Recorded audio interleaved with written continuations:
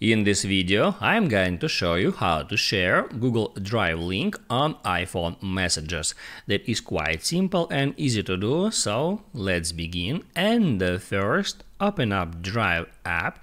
It shows you all your files and folders, and now you can easily share any of that files or folders. In order to do that, just hit right here at that three dots icon next to file name. To find a file, you can use search. After you find a file, hit at three dots and then select share.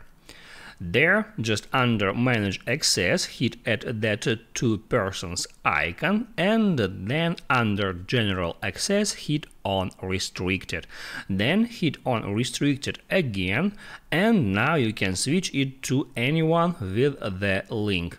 After that, wait for a couple of seconds, and now you can set permissions for that file. By default, it's viewer. That means that anyone with that link can just view and download that file.